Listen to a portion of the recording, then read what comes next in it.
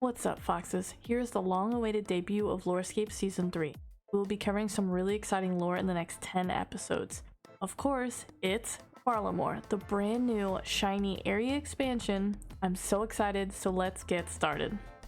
Varlamore. The new area called Varlamore, also known as the Shining Kingdom, is one of 3 regions that make up the continent of Zeah. The other 2 regions are Great Current and the Kebos Lowlands. Varlamore is actually one of the largest kingdoms in Gielinor, distinctly having been isolated from the rest of the mainland. The kingdom is ruled by a monarchy, and Zyani Arkin is currently ruling as the Sun Queen. Unlike the other human kingdoms found among Gielinor, Varlamoreans practice Losanium, which involves the worship of both the sun god Ralos and the moon god Ranul. The term Losanium is rarely used as most of the Varlamoreans choose to worship only one of the 2. It's said that Varlamore is littered with ruins of the Old Ones, an ancient race of humanoids that used to live in Varlamore. It's believed they went extinct sometime during the beginning of the God Wars. Only one ruin is still visible though, just east of Ralos' rise. The creation of Stranglewood. During the Third Age, the Old Ones inhabited the region now known as Varlamore. They were big into worshipping Ranos and Ranul, but soon found themselves facing extinction. Trying to avoid this inevitable outcome, they devised a ritual to transfer souls. While this was successful for a new body, in the attempt to do it for themselves, it went horribly wrong and they accidentally created the Strangler. According to many stone tablets, there was a plant vital to the ritual referred to as death poison. With their plans having backfired, the plant grew out of control, overtaking their home city of Zemetal. Overwhelming everything in its path, only some local flora had developed a resistance to it. This created the area now known as Stranglewood. Vardovis.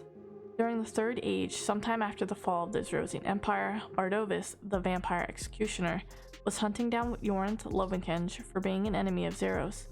Close on Yorent's tail, he anticipated that Yorent would flee with his men to Zeah, so Vardovis had set up camp in Stranglewood. While camp was being set up, he sent his vendors to look for the dwarves. Soon, the men started to become curious about some strange plants in the woods, which ended up being the Strangler itself. Vardovis ended up being infected with the plague due to his men's curiosity, though Vardovis himself believed it to be a parasite on the plant. Initially, he lost no sleep over it until he was informed that it could be lethal. Not letting this deter him, he kept looking for the dwarves. Unfortunately, they had found Vardovis first and attacked his camp. The dwarves were able to kill him, chopping his head clean off. Even though Vardovis is a vampire, this was achieved without a silver weapon. As the survivors retreated, they noticed Vardovis' body moving on its own. Hattie pages scattered about the forest believed that to be nonsense, stating the true powers of the Strangler to be lethal, but not capable of reanimation. Even though it remained isolated for years, Great Current knew of its existence, mostly by the dwarves, who celebrated Burning Man, a statue that had been erected after the battle in Stranglewood and burns to this day, which represents the great evil to the southwest, now known as Stranglewood. For reasons unknown, a few brave souls have ventured into the forest, only to be killed and reanimated, some of these being Shazian guards. During the Fifth Age, an adventurer was instructed to seek out Vardovis for his medallion after discovering the ancient vault located in the Caridian desert in order to unseal the vault within. Upon their travels, they found a golem in the ruins of Sentistan.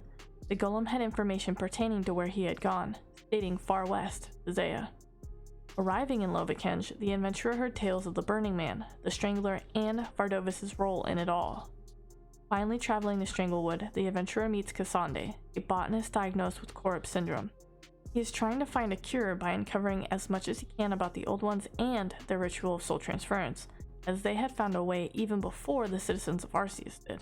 They learn the truth of the Strangler, being a plague directly resulting from the Old Ones' experimentation. The adventurer drinks an improved serum that prevents them from getting the disease. Cassandre is killed later in an attempt to keep him from returning to Great Current with the Strangler.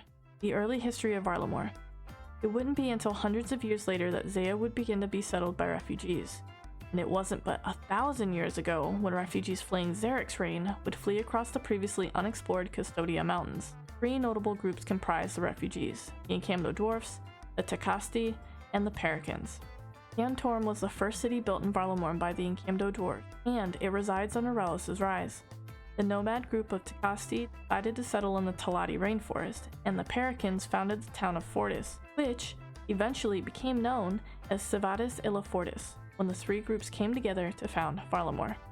The founding of Varlamore. Since having come to this new land, the dwarves mostly kept to themselves, with the Takasti and Perikins staying in conflict. The Takasti, no longer having to worship in secret, were now able to freely practice Lithanium, which later the Perikins also adapted to. This actually caused the conflict between the two to stop and create a rather large population. It was decreed about 100 years after Fortis had been built that a second settlement would be built to address the population growth. One sought-after location for this new structure was the islands of Tempest Bay, but unfortunately, not only did it have unstable ground, but it also had hill giants that were led by Cloud Titan. It's told that a force of Takasti and Perikins went in and cleared them out though, to secure the land, and created Tempestus, which began the founding of Varlamore.